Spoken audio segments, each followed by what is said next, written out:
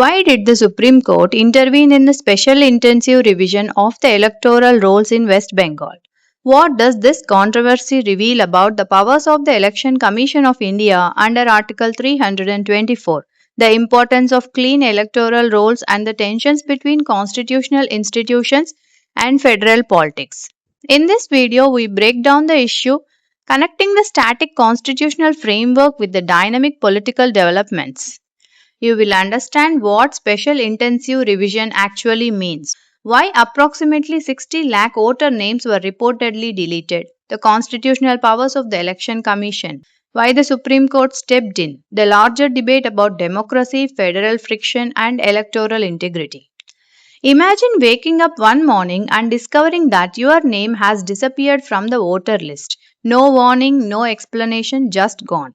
Now imagine this happening not to one person, not to a few thousand voters, but to around 60 lakh people in a single state.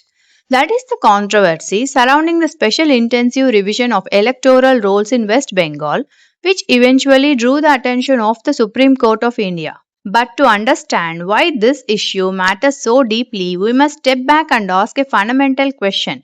What exactly is an electoral roll and why does the Constitution treat it as the foundation of democracy?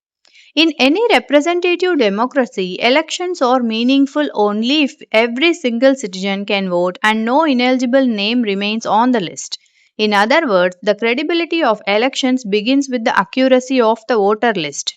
This responsibility lies primarily with the Election Commission of India, an independent constitutional body created under Article 324 of the Constitution. Article 324 vests in the Election Commission the superintendence, direction, and control of elections to Parliament, state legislatures, and the offices of President and Vice President. In simple terms, it makes the Election Commission the guardian of electoral integrity. One of its key responsibilities is the preparation and maintenance of electoral rolls, ensuring that the lists remain accurate, updated, and free from duplication or ineligible entries.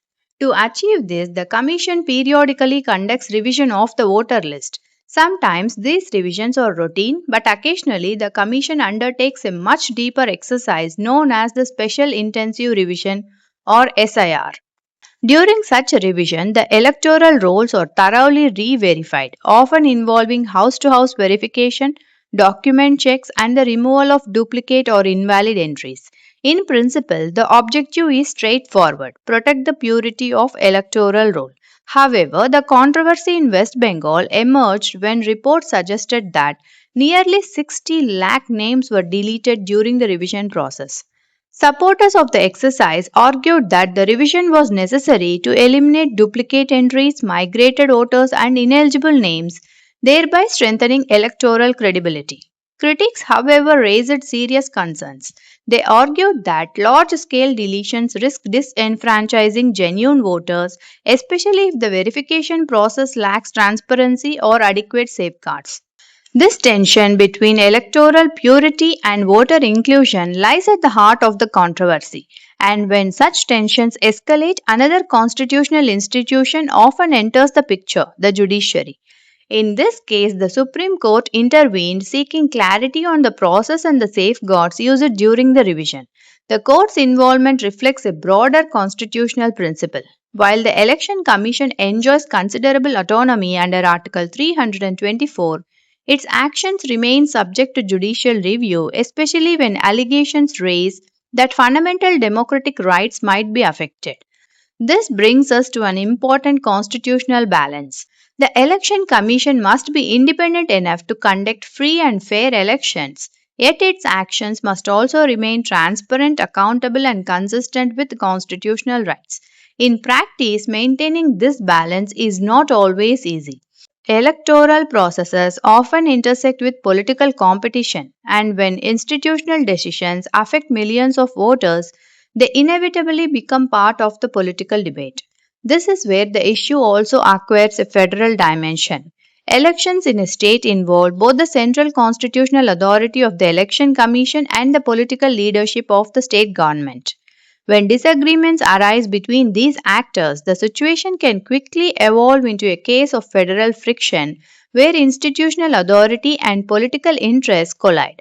But beyond the immediate controversy, this video offers a deeper lesson about democracy. Democracy is not sustained only by elections. It is sustained by trust in the electoral process. Citizens must trust that voter lists are accurate. Political parties must trust that the system is fair, and institutions must operate in a way that strengthens public confidence. The Election Commission, the judiciary, and the political system all play a role in maintaining this delicate ecosystem. Because in the end, democracy is not just about casting a vote. It is about ensuring that every legitimate vote counts and every citizen has the right to participate.